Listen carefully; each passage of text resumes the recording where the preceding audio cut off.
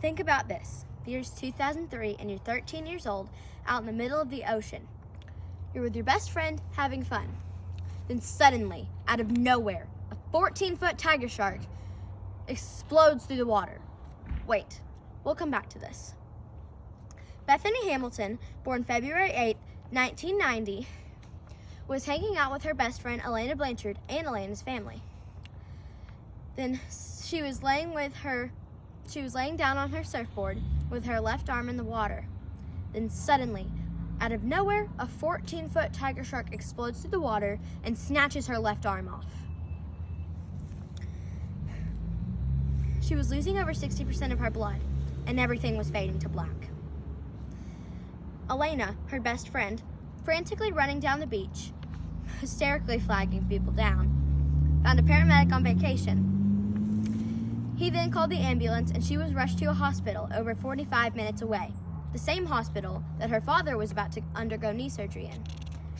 He was then informed that he needed to be rushed out of the room because a 13-year-old girl needed the room because her left arm just got bit off by a tiger shark.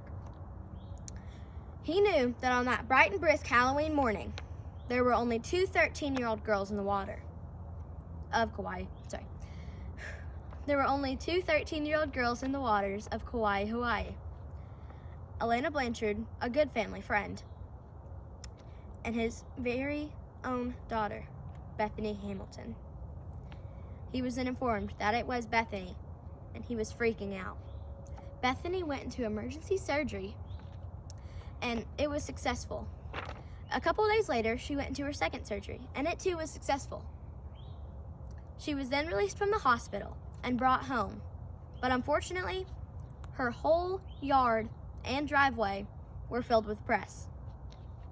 Her dad then swerved around the press and went into the back of their home. A few days later, a group of guys found out about the attack. They then located the exact shark about a mile away from the exact location of the attack. They set out on their journey to find the shark. Once the shark was found, it was killed.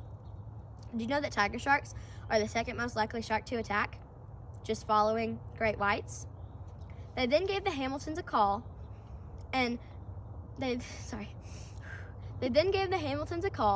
Bethany brought the board she was on during the attack. They lined it up, and it was an exact match. After that, she made her family breakfast and told them that she wanted to get back into the water. Her father then started training her for nationals.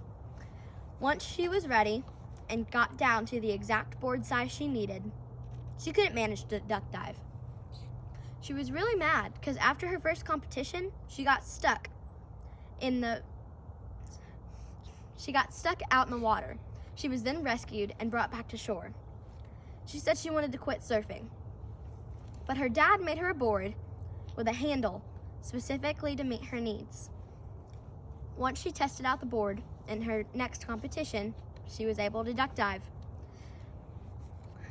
Once she went to nationals, she did really well. She was in third place, her best friend in second, and one of her other competitors in first. At the last second, she got a really good wave. Like, I'm talking super good. Barrel and everything. It was at the last second, and the judges went over the tape again. Did they count it? No. She got second place because of the wave she had before her last second wave. One of her competitors got first, she got second, and her best friend third. Even though she didn't get first, her parents still counted it. Everybody counted it, except for the judges. In 2007, she went pro. Since then, she's released lots of books and movies. The movies include Soul Surfer, Heart of a Soul Surfer, and she was even in Dolphin Tales 1 and 2. Today, she is married and has 2 children. She even has her own website that helps people who have lost limbs and have other disabilities, physical or mental, through the difficult times. Overall, Bethany Hamilton is a hero and continues to inspire people today. Thank you.